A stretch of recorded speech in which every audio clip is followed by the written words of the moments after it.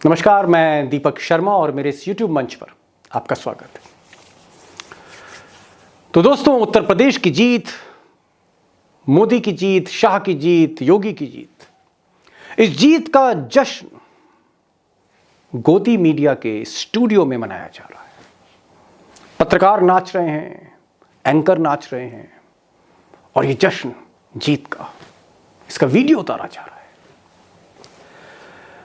अब ये गोदी मीडिया पहले दिन से कह रही थी कि उत्तर प्रदेश में तो कोई मुकाबला ही नहीं था, अखिलेश किसी गिनती में नहीं थे, योगी को या मोदी को हराना नामुमकिन, एक तरफा था मुकाबला। अब दोस्तों, मैं इससे इत्तेफाक नहीं रखता हूं। मेरा मानना है कि अखिलेश की जीत मुश्किल थी लेकिन नामुमकिन नहीं। और आज मैं तथ्यों के साथ, फैक्ट के साथ, हर फिगर के साथ, इलेक्शन कमीशन के हर डेटा के साथ मैं बहुत सी चीजें आपके सामने हाजिर करने जा रहा हूं। ये बताने जा रहा हूं कि जीत मुश्किल थी, नामुमकिन नहीं। और जो लोग कह रहे हैं कि ये बंगाल या दिल्ली या महाराष्ट्र की बात कर रहे हैं, तो बंगाल वहां भूगोल का, भाषा का संकट था मोदी के लिए, शाह के लिए, भाजपा के लिए। दिल्ली के कोई मायने नहीं थे। लेकिन उत्तर प्रदेश, यहां पर भाजपा की साख नहीं, सब कुछ दांव पर लगा था और यह वाकई सेमीफाइनल था। और इसको गंवाना और उसका रिस्क लेना मोदी के लिए, आप कह सकते हैं, नामुमकिन था। तो एक तरफ इनकम टैक्स के छापे, सीबीआई, ईडी, जीएसटी इंटेलिजेंस और तमाम एजेंसियां और पुलिस, ये सब एक खेमे में थी और एक खेमे में सारी दौलत थी, रसूख था। और एक ही खेमे में, यहां एक ही बीजेपी की तरफ देश के सारे कॉरपोरेट थे, देश के सारे उद्योगपति थे, चाहे वो अंबानी हो, अडानी हो या कोई भी हो। और इन सब के बीच देश की मुख्य धारा की मीडिया एक ही तरफ थी, डबल इंजन की सरकार थी। और इलेक्शन कमीशन के बारे में तो आप ज्यादा बेहतर जानते हैं कि किस तरह से इलेक्टोरल प्रोसेस के जरिए ये इलेक्शन गुजरा है। लेकिन इन सब के बावजूद ये जीत नामुमकिन नहीं थी अखिलेश के लिए। और यही मैं आप तथ्यों के साथ आज आपके सामने रखने जा रहा हूं। अब दोस्तों, मैं सीधे मुद्दे पर आता हूं और मैंने लैपटॉप खोल लिया है और आप अपनी स्क्रीन पर जो मैं मैप दिखा रहा हूं, दरअसल ये मैप हर कंस्टिट्यूएंसी का, इसमें एक कलर है। बीजेपी जहां जीत रही है, आप समझ लीजिए वहां पर भगवा कलर है, ऑरेंज है। और जहां समाजवादी पार्टी जीत रही है वहां लाल है। आरएलडी जैन चौधरी की जहां जीत रही है जिन कंस्टिट्यूएंसीज में, वो हरा कलर है। पीला जो कलर है वो राज्य भर का है। और अब मैं मोटा मोटा आपको, अगर आप ये कलर देख रहे हैं, एक चीज आप देखेंगे, 3 ऐसे इलाके हैं। और खासकर ये जो इलाका है जो आप इस वक्त अपनी स्क्रीन पर देख रहे हैं, पूर्वांचल का, यहां आपको बड़ी मुश्किल से भगवा नजर आएगा। चारों तरफ लाल से घिरा है या पीले से घिरा हुआ है। और आप देखेंगे कि रायबरेली से लेकर गाजीपुर तक वहां एक, आप कह सकते हैं कि चुनाव जैसे सपा की तरफ झुका हुआ हो। और वो गोदी मीडिया जो एक तरफा की बात कर रही थी कि मुकाबला ही नहीं, रायबरेली, उसके बाद आप कह सकते हैं अमेठी, उसके बाद आप कह सकते हैं प्रतापगढ़ होते हुए इलाहाबाद का कुछ हिस्सा, फिर कौशाम्बी, पूरा कौशाम्बी में जहां सिराथू में आपने केशव प्रसाद मौर्य को हारते हुए देखा। और कौशाम्बी की सिर्फ एक सीट नहीं, पूरा कौशाम्बी जिला स्वीप है, यानी केशव प्रसाद मौर्य के जिले में स्वीप। उसके बाद अंबेडकर नगर, वहां भी आप स्वीप देखेंगे। जौनपुर, आजमगढ़ की 10 सीटें, फिर मऊ, फिर गाजीपुर, जी हां वो गाजीपुर जहां से मनोज सिन्हा, जो भाजपा के बड़े नेता हैं, जहां मोदी जी ने रैलियां करी, जो बनारस से सटा हुआ है, 7 की 7 सीटें समाजवादी पार्टी के पास। अब ये क्या था? क्या इस बेल्ट में राशन नहीं बांटा था योगी जी ने? 100-125 सीटों पर क्या राशन नहीं बटा था यहां पर? या फिर यहां जो महिलाएं थीं, जिस मोदी जी कह रहे हैं कि महिलाओं ने ज्यादा वोट दिया मोदी जी को, तो क्या महिलाओं का जो जेंडर रेशियो है यहां कम है, महिलाएं कम है यहां पर? या फिर यहां बुलडोजर नहीं चला, यहां की कानून व्यवस्था दुरुस्त नहीं थी? आखिर क्या था कि इतनी बड़ी पट्टी में, इतनी बड़ी बेल्ट में आपको लाल ही लाल दिख रहा है और स्वीप दिख रहा है और बनारस के चारों तरफ दिख रहा है, इलाहाबाद के 3 तरफ आपको दिख रहा है, और ये जो लहर है ये रायबरेली से शुरू हो रही है। दरअसल सारा दारोमदार नेताओं पर डिपेंड करता, और मैं कुछ चेहरे आपको दिखाने जा रहा हूं। चेहरा नंबर 1, इंद्रजीत सरोज। जी हां, देख रहे होंगे अपनी स्क्रीन पर इंद्रजीत सरोज। ये पासियों के एक बहुत कामयाब नेता, जो कभी बहुजन समाज पार्टी में थे, फिर इनको अमित शाह लेना चाहते थे, लेकिन ये अखिलेश यादव के साथ आए और उनको समय दिया गया। इनके पास पर्याप्त समय था जहां इन्होंने इलाहाबाद के चारों ओर, आप कह सकते हैं अम्बेडकर नगर तक, कौशाम्बी तक, पासी समुदाय को इकट्ठा किया, लामबंद किया। इसी तरह से ओम प्रकाश राजभर चुनाव की आचार संहिता के बाद साइकिल पर नहीं आए थे, वो काफी पहले आ गए थे, और उन्होंने गाजीपुर में, मऊ में, जौनपुर में, जहां जहां राजभर थे वहां पर जीत को स्ट्रेटेजाइज किया, एक कुशल रणनीति बनाई। समय लगा जातियों में काम करने में, उनको यादव के साथ जोड़ने में, बाकी जातियों के साथ जोड़ने में। एक आप कह सकते हैं कि ओबीसी में एक पैठ बनाने के लिए ओम प्रकाश राजभर ने समय लिया, और उस समय का नतीजा आप स्क्रीन पर देख रहे हैं कि बीजेपी जहां प्रधानमंत्री जहां बनारस से आते हैं, उसके चारों ओर किस तरह से मात खाई है। और यहां पर आपको चुनाव एक तरफा नहीं लगेगा, एक तरफा नहीं लगेगा। इसी के साथ साथ हमको क्रेडिट देना होगा पल्लवी पटेल को, और पल्लवी पटेल ने ज़्यादातर जो कुर्मी वोट्स हैं उनको किसी न किसी तरह से इंटैक्ट रखा, साइकिल में रखा। उनके पास भी कुछ समय था जहां वो अपनी बहन अनुप्रिया पटेल से लड़ रही थी, जहां अमित शाह, नरेंद्र मोदी, योगी ने पूरा जोर लगा दिया था, वहां अमित शाह के सबसे खास आदमी, आप कह सकते हैं जिनको मुख्यमंत्री बनना था, केशव प्रसाद मौर्य, उनको पल्लवी पटेल ने हरा दिया। इसका जो एक मुख्य कारण है वो ये है कि यहां 6-7 महीने जबरदस्त मेहनत समाजवादी पार्टी के इन नेताओं ने करी, नतीजे आपके सामने। दोस्तों, अब ये दूसरी तस्वीर देखिए, दूसरा ग्राफिक मैप देखिए आप। यहां पर आपको मैं पश्चिमी उत्तर प्रदेश ले जा रहा हूं, और मैं प्रोजेक्ट कर रहा हूं वो इलाका जहां पर 2013 में दंगा हुआ था, और जहां चाहे वो आरएलडी हो, चाहे वो सपा हो, चाहे बसपा हो, सबका सुपड़ा साफ कर दिया था। पिछले के जितने भी चुनाव हुए, 2014, 17, 19, इस बार क्या हुआ? इस बार ये जो बेल्ट है, आप कह सकते हैं मुजफ्फरनगर में सिसोली इसका एपिसेंटर था। सिसोली जो है आप कह सकते हैं कि वो नरेश टिकैत और राकेश टिकैत, किसान नेता, उनका घर है। और इसके 200 किलोमीटर में जिस तरह से पिछले 1.5 साल में किसान आंदोलन चला है और मोदी के नाक में दम कर दिया है, बल्कि मोदी बैकफुट में आ गए, उनको काले कानून वापस लेने पड़े, उसका ये इम्पैक्ट रहा कि जाट और मुस्लिम दोनों साथ आए पहली बार। और अगर आप देखेंगे कि सहारनपुर हो, शामली ज़िला हो, मुजफ्फरनगर हो, बागपत हो, मेरठ हो, अमरोहा हो बगल में, मैं फेज़ 1 और फेज़ 2 दोनों का एरिया ले रहा हूँ, वहाँ पर आपको या तो लाल रंग दिखेगा या फिर हरा रंग दिखेगा।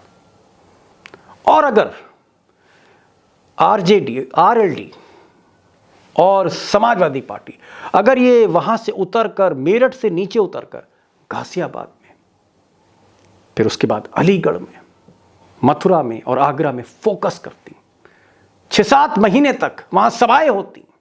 जिस तरह से किसान आंदोलन में ये ऊपर की जो बेल्ट है वो पूरे 6-7 महीने इनकलाब में डूबी रही, अगर इस तरह का करंट नीचे होता आगरा तक तो हो सकता है ये जो हरा और लाल रंग है ये नीचे तक आपको उतरता दिखता। सवाल मेरा ये है कि जहां पर जिस बेल्ट में आप कह सकते हैं एक स्वीप टाइप का आपको दिखता है, लाल रंग का, हरे रंग का, क्या वहां पर राशन नहीं बटा था? क्या वहां योगी का बुलडोजर नहीं चला था? क्या वहां भी औरतों की, जो महिलाओं की हमारी जनसंख्या है या उसका जो रेशियो है वो कम है?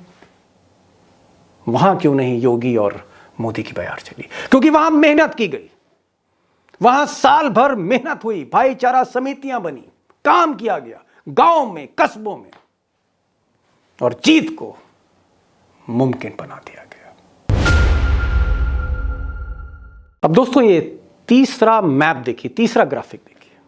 यहां एक स्ट्रेच में जैसे किसी ने लकीर खींच दी हो, सारी की सारी 11 सीटें एक साथ, एक मुश्त, एक बेल्ट में सपा गठबंधन पे आ गई। ये जो हरा जहां से शुरू होता है रंग, और आप कह सकते हैं कि 207 कंस्टिट्यूंसी से पहले यानी 203 तक।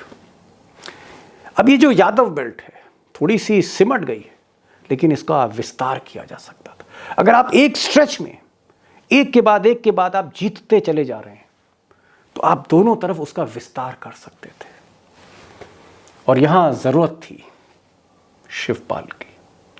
लेकिन जो मेरी रिपोर्टर से बात हुई है, इटावा बात हुई है, मेरी जसवंत नगर बात हुई है, मेरी फरुखाबाद बात हुई है, मेरी कन्नौज बात हुई है, जहां कन्नौज में स्वीप था, फरुखाबाद में 2012 में स्वीप था, आखिर वहां समाजवादी पार्टी क्यों नहीं पहुंच पाई? एक कारण तो ये कि यहां पर जो संगठन देख रहे थे 20 साल से, वो शिवपाल देख रहे थे, और शिवपाल कहीं ना कहीं बेमन से चुनाव लड़ रहे थे। और रामगोपाल जिनका दखल ज़्यादा था, जिनका टिकट में भी दखल ज़्यादा था, जिन्होंने जो कैंडिडेट्स दिए, जैसे रामेश्वर यादव अलीगंज से, जोगेंद्र यादव एटा से, ये दोनों भाई थे, रामगोपाल के रिश्तेदार हैं, और इन्हीं के एक और रिश्तेदार अर्जुन सिंह दातागंज से, ये सब हार गए। तो कहीं ना कहीं शिवपाल जिनको आगे लाना चाहिए था, जो संगठन के आदमी थे, जमीन के आदमी थे, अगर वो आते, मन के साथ आते, बेमन से ना होते, तो ये जो लाल जो आप स्ट्रेच देख रहे हैं, ये दोनों तरफ इसका और आप विस्तार देखते। लेकिन फिर मैं कहूंगा कि फोकस यहां पर भी नहीं हो पाया। अब दोस्तों ये जो एरिया आपको दिख रहा है, ये जो मैप दिख रहा है आपको, ये एरिया है सेंट्रल यूपी का। इसमें आप कह सकते हैं चौथा फेज के भी कई ज़िले हैं, कुछ तीसरे फेज के भी ज़िले हैं, एक आध ज़िले शाहजहाँपुर हैं जो दूसरे फेज के हैं, और कुछ 5वें फेज के। लेकिन ये जो पूरा एरिया है सेंट्रल यूपी का, जिसमें अवध है, तराई है, कुछ हिस्सा एक आध रोहिलखंड का भी है, यहाँ पर आप कह सकते हैं ये समाजवादी पार्टी का सबसे कमज़ोर कड़ी थी सपा की। उसका कारण यह था कि यहां पर एक भी नेता, एक भी छत्रप, एक भी मंडल स्तर का नेता यहां नहीं था। जैसे आप गाजीपुर में ओम प्रकाश राजभर थे, दारा सिंह चौहान थे, ओम प्रकाश सिंह थे, जौनपुर में कई नेता थे, पल्लवी पटेल थी, इधर आप कह सकते हैं कौशाम्बी में फिर इंद्रजीत सरोज, पासियों के बड़े नेता। इस तरह के नेता, यार लालजी वर्मा आप कह सकते हैं जिन्होंने बड़ी मेहनत करी, और रामाचल राजभर में, इस तरह के कद के यहाँ पर नेता नहीं थे। और इस बेल्ट में जो अछूती रह गई सपा के सारे चुनावी अभियान से, यहाँ पर अखिलेश ने उतना फोकस नहीं किया। और एक नेता था जितेंद्र प्रसाद, पूर्व केंद्रीय मंत्री, जिन्होंने योगी की जो ब्राह्मणों के प्रति उनकी जो नीति थी उस पर सबसे बड़ा प्रहार किया था, शंखनाद किया था, ब्राह्मणों के लिए एक यात्रा शुरू करी थी, जिससे बीजेपी थोड़ा बहुत सहमी थी, क्योंकि कहीं ना कहीं ब्राह्मण नाराज था उस वक्त। वो जितेंद्र प्रसाद जब अखिलेश के पास आए, अब अखिलेश ने उनको क्यों नहीं लिया, ये तो उस पर मैं बहुत ज़्यादा टिप्पणी नहीं करूंगा, लेकिन जितेंद्र प्रसाद फिर भाजपा में चले गए।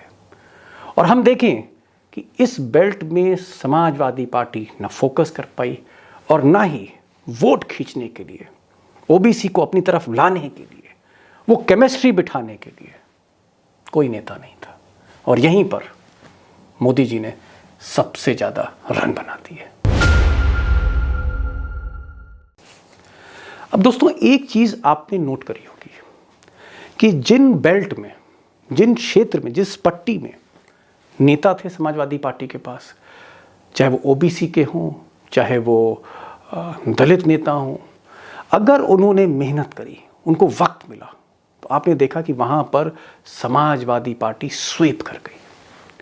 इसका मतलब बीजेपी की कोई लहर नहीं थी। लहर अगर होती तो ये जो आप देख रहे हैं ज़िले के ज़िले जहाँ समाजवादी पार्टी स्वीप करती चली गई, या फिर 61 सीटें ऐसी हैं जहाँ 4000, 5000, 6000 इन वोटों से समाजवादी पार्टी हारी है।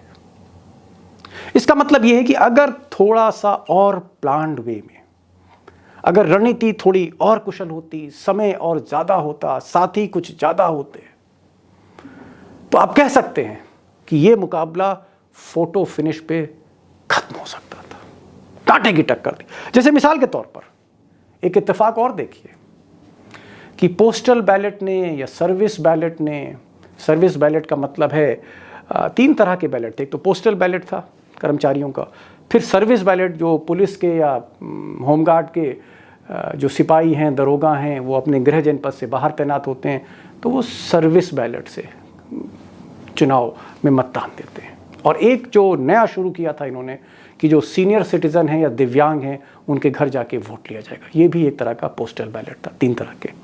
अब इसका असर देखिए इस चुनावी प्रक्रिया में, जहाँ चुनाव आयोग मैं कहूँगा एब्सेंट रहा, एक तरह से दिखा ही नहीं, उसका कोई इम्पैक्ट नहीं था। वहाँ आप देखिए ग्राफिक में, अब डॉक्टर धर्म सिंह सैनी नकुड़ से सिर्फ और सिर्फ ये जीत रहे थे, लेकिन बाद में पता लगा कि साहब पोस्टल बैलेट की गिनती हुई 315 वोट से हार गए। हराया गया, इस पर मैं नहीं जाना चाहता। मुंशी राम नेहतौर से आरएलडी के थे, जीत गए थे, जश्न हो रहा था, आतिशबाजी हो रही थी, लेकिन बाद में काउंटिंग रोकी गई और 298 वोट से हारे या हराए गए, इस पर कोई टिप्पणी नहीं। नेमुल हसन धामपुर समाजवादी पार्टी 203 वोट से, ज़्यादातर इसमें समाजवादी पार्टी के हैं। राकेश कुमार वर्मा, जी हाँ, बेनी प्रसाद वर्मा के लड़के, और लोग ऐसा कह रहे थे, कई एजेंसियों में आ गया था कि वो आगे चल रहे हैं और जीत गए, और बाद में खबर आई कि नहीं, बेनी प्रसाद के बेटे कुर्सी से समाजवादी पार्टी से हार गए हैं 217 वोट से। अमरजीत सिंह बिलासपुर से 307 वोट से हारे, और एक जयवीर सिंह, ये बागपत का एरिया था, ये भी जीत गए थे आरएलडी के, लेकिन बाद में काफ़ी हंगामा हुआ वहाँ पर, और उस हंगामे के बीच रिटर्निंग ऑफिसर डीएम ने कार्रवाई रोक दी, फिर काउंटिंग हुई, फिर वही खेल जो पोस्टल बैलेट सर्विस बैलेट का होता है। बाद में पता लगा कि आरएलडी के जयवीर सिंह चुनाव हार गए हैं 315 वोट से। तो चाहे उन्होंने हज़ारों वोट पोल किए, हज़ारों पोल किए, लेकिन हारे वो 315 में, और आप कह सकते हैं कि जीत गए थे लेकिन बाद में हरा दिए। तो ये भी एक ऐसा ट्रेंड है चुनावी प्रक्रिया का। मुझे लगता है इसमें और अध्ययन की ज़रूरत है, इसको और इन्वेस्टिगेट करने की ज़रूरत है कि हर इस तरह का केस जहाँ पर 300 वोट से, 200 वोट से, 100 वोट से, या 1000 वोट से, 1700 वोट से, 4000 वोट से, जहाँ या तो गिनती देर से हुई या पोस्टल बैलेट है या जिस तरह के आरोप है, मुझे लगता है कि 10-15 दिन में इस पर भी कुछ ना कुछ मैं रोशनी डालने की कोशिश करूंगा। लेकिन हाँ, ये जो हार जीत है 61 सीटों की, ये एक संदेह के घेरे में, संदेह ज़रूर पैदा होता है इस पर कि आखिर वजह क्या थी। दोस्तों, गोदी मीडिया ने एक चार्ज और लगाया कि मायावती, जिनका सियासी सफ़र थम गया है पूरी तरह से, और ऐसा खराब प्रदर्शन मायावती का, ये जो 30-35 साल का कैरियर है, पहली बार आप कह सकते हैं कि एकदम अर्श से फर्श पर राजनीति उनकी आ गई। एक उन पर जो तोहमत लगी और ख़ासकर बीजेपी की तरफ से प्रोपोगंडा हो गया, उन्होंने आत्मसमर्पण कर दिया, एक स्टिंग ऑपरेशन भी हुआ था, और ये भी कहा गया कि उन्होंने पैसा लेकर वोट ट्रांसफ़र करा दिए। यहाँ पर अगर आप मायावती के भाषण देखेंगे, जो जिसकी किस पर किसी की नज़र नहीं गई मायावती के भाषणों पर, लेकिन उन्होंने बाराबंकी में भाषण दिया, लखनऊ में दिया, उनकी बनारस में रैली हुई, आजमगढ़ में रैली हुई, बस्ती में रैली हुई, गोरखपुर में, ठीक जहाँ से योगी आदित्यनाथ लड़ रहे थे, वहाँ पर उन्होंने सभा करी। और उस सभा में अगर उन्होंने कांग्रेस की आलोचना करी, समाजवादी पार्टी की आलोचना करी, लेकिन उनके भाषण का सारा फोकस योगी पर था और बहुत आक्रामक भाषण दिया। अगर समर्पण होता तो ऐसे भाषण नहीं होते। आप खुद सुनिए। इतना ही नहीं, बल्कि इस बार बीजेपी की सरकार में अपर कास्ट समाज में से विशेषकर प्रबुद्ध वर्ग में भी ब्राह्मण समाज हर मामले में अपने आप को काफी ज्यादा उपेक्षित महसूस करता रहा है। इसके अलावा इनकी गलत आर्थिक नीतियों के कारण यहाँ गरीबी, बेरोजगारी व महंगाई आदि भी काफी ज्यादा बढ़ी है। दोस्तों, कोई भी नेता हो और खासकर मायावती, वो अपना वोट बैंक, जिसकी वो राजनीति पिछले 30 साल से करती आई हैं, वो अपना वोट बैंक खुद क्यों खत्म कर लेंगी, खुद क्यों शिफ्ट करा देंगी बीजेपी को। गले से बात उतरती नहीं है। और अगर आप ये भाषण देखें तो ये बात कतई गले से नीचे नहीं उतरी। दरअसल सच्चाई ये है, वोट शिफ्ट हुए, लेकिन मायावती की मर्जी से नहीं। दरअसल जो रिपोर्ट्स आ रही हैं, और इस पे मैं और आपको साक्ष्य दूंगा आने वाले समय में, कंस्टिट्यूएंसी वाइज हर निर्वाचन क्षेत्र में, हर सीट दर सीट, जहां जहां दलित थे, वहां वहां एक पार्टी ने, एक दल ने, एक रसूखदार पार्टी ने पैसे के बल पर वो वोट खरीदे। वोट ट्रांसफर नहीं हुए, वोट खरीदे गए, कैश फॉर वोट। और ये सच सामने आएगा। और मुझे लगता है कि अगर सीबीआई, ईडी के डर से परे हट जाए मायावती, तो वो खुद इस रहस्य उद्घाटन को कर सकती हैं कि वोट किसने खरीदे, मकसद क्या था। क्या मायावती को खत्म करना था, या उनके दलित वोट को सेंध मारकर अपनी तरफ हड़प लेना था। कहीं ना कहीं ये तथ्य सामने आएगा।